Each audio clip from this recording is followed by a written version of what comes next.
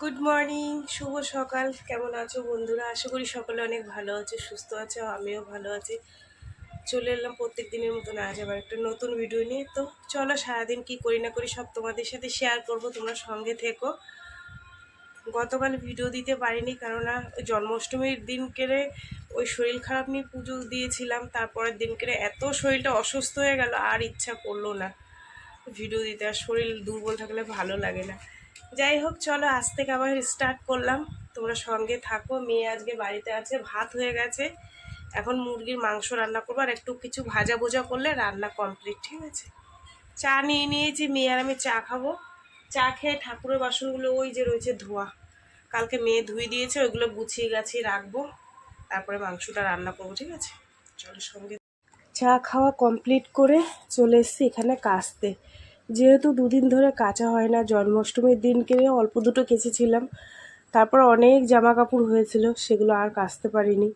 আর পরের দিনকে তো আমার শরীরটা এতটাই খারাপ ছিল যে ভিডিও তো দিতেই পারিনি, আর কোনো কাজই করতে পারিনি। সারাটা দিন শুয়েছিলাম। মেয়ে কাজে গেছিলো, কাজ হয়নি, এসে ঠাকুরের বাসন কোসনগুলো ও ধুয়ে দিয়েছে, সব ধুয়ে উবুর করে দিয়েছিল। কি করব, আমার শরীরের অবস্থা যে এতটা খারাপ হয়ে যাবে আমি বুঝতে পারিনি। সে মানে নিউমোনিয়ার থেকেও অবস্থা খারাপ, জানো না, এতটা শরীরটা খারাপ ছিল। মানে এরকম শরীর খারাপ মনে আমার খুব কমই হয়। যাই হোক, চলো, এখানে জামা কাপড় ভিজিয়েছিলাম, সেগুলো এখন ভালো করে চিপে চুপে দিই। সুন্দর রোদ্দুর উঠেছে, দিয়ে দিই, নাহলে আবার রোদ্দুর চলে গেলে আর শুকাতে পারবো না। আর তো এখন ক্ষণে ক্ষণে বৃষ্টি আসে, এই অবস্থা।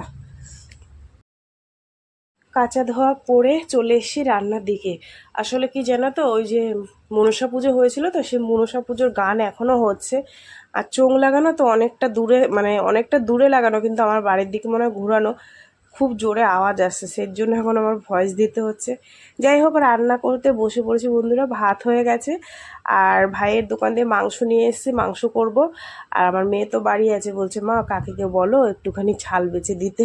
তাই ওই কাকি দিয়ে গেছিলো, সেইটাই রয়েছে, আলাদা আলাদা করে করব। ও বললো মা ছালটা একটু আজকে কষা কষা করে বানাও, আর মাংসটা আলু দিয়ে ঝোল করো।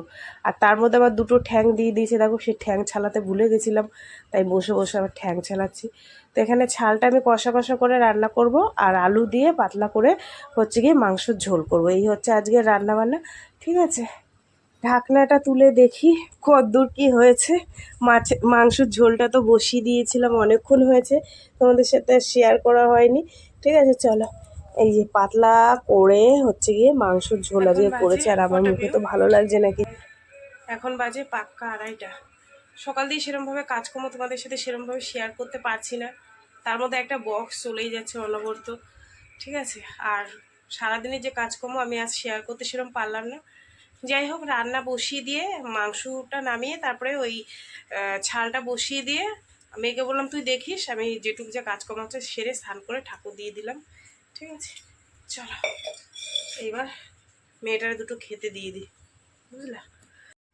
এই যে খেতে দিয়ে দিয়েছি, চলো। এই হচ্ছে মাংসের ঝোল আলু দিয়ে পাতলা করে, আর এই হচ্ছে ছালটা। চলো, মা মেয়ে ভাত বেড়ে নিয়েছি, দুজনে মিলে খাই, খিদে পেয়ে গেছে, বুঝলা। সকাল থেকে কিছু খাইনি তো, সেই কারণে। চলো বন্ধুরা, খাওয়া দাওয়া করি, তোমরা সঙ্গে থাকো, বুঝলা। চলো, এই যে, ঠিক আছে। আর এটা মেয়ে, 9:30 বেজে গেছে। সন্ধেবেলা থেকে চা খাওয়াটাও তোমাদের সাথে শেয়ার করতে পারিনি, কারণ একটু ঘুমিয়েছিলাম। তারপরে মেয়েকে বললাম বলে আমাকে একটু চা বানিয়ে দে, ও চা দিল বানিয়ে। তোমাদের দাদাভাই খাইনি, আমি একাই খেয়েছি। চাটা খেয়ে আবার শুয়েছিলাম। তারপর ভাবলাম যে না, উঠে দুটো ভাত বসাতে হবে, মাংসর তরকারি আছে, একটু দুটো গরম ভাত বসালে হয়ে যাবে। এখানে একটু চাল নিয়ে নিয়েছি, ওই 250 মতন একটু চাল নিয়েছি, যেহেতু ছোটো মেয়ে একটু আগে খেয়েছে, ও খেলেও একটুখানি খাবে, তোমাদের দাদাভাই একটুখানি খেলো, এই সব একটু খাবে, ব্যাস। তো যাই হোক, চলো বন্ধুরা, এই ভাত কটা বসাই, বসানো হয়ে গেলে গরম গরম হয়ে গেলে সবাইকে খেতে দেবো। দেখো এখানে একটা কত বড় জ্বর ঠসকা হয়েছে, এই যে দেখেছো, এই যে। আর জ্বালা যন্ত্রণায় শেষ হয়ে গেলাম। চোখের এখানে একটা হয়েছে। জ্বর ঠোসকা মনে হয় ফার্স্ট টাইম দেখলাম চোখের এখানে উঠছে, কি ব্যথা। চল ভাতটা বসিয়ে দিই।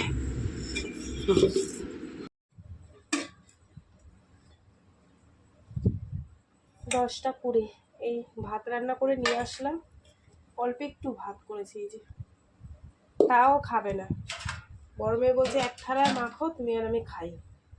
ছোট মেয়ে বলছে আমাকে একটুখানি দাও। কি গো, আসো ভাত বেড়েছে।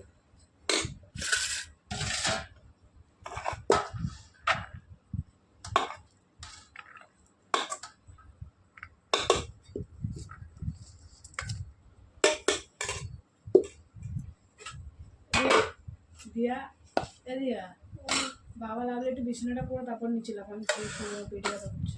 ভাত পেয়েছি তুমি খাবি না? আর একটুখানি খেয়ে যা।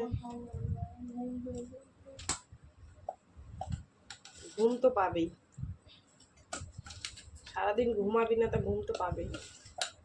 এই পাশে বসবো? হ্যাঁ হ্যাঁ বস। বসে খাবার দিতে পারবে না? হুম।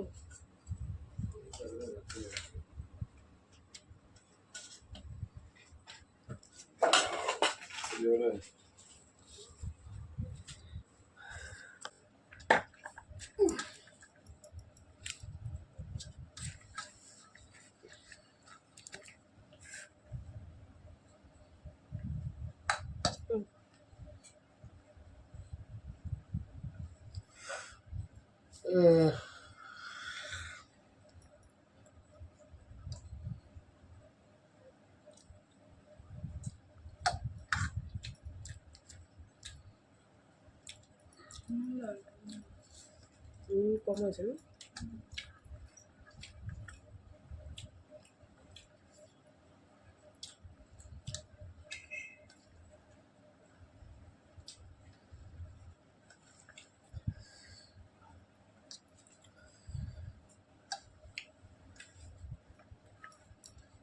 খাওয়া দাওয়া কমপ্লিট করে উঠলাম, উঠে এঁটো কাটা মুছে বাসন কোসন ঘরে ঢুকিয়ে মেয়েরা শুয়ে পড়েছে। আর দেখাবো না, এবার আমি শুয়ে পড়বো। আর এই যে জ্বর ঠোসাটার জন্য না খুব অসুবিধা হচ্ছে, দেখো খালি কথা বলতে গেলে ওইখানে বাজছে, জানো তো।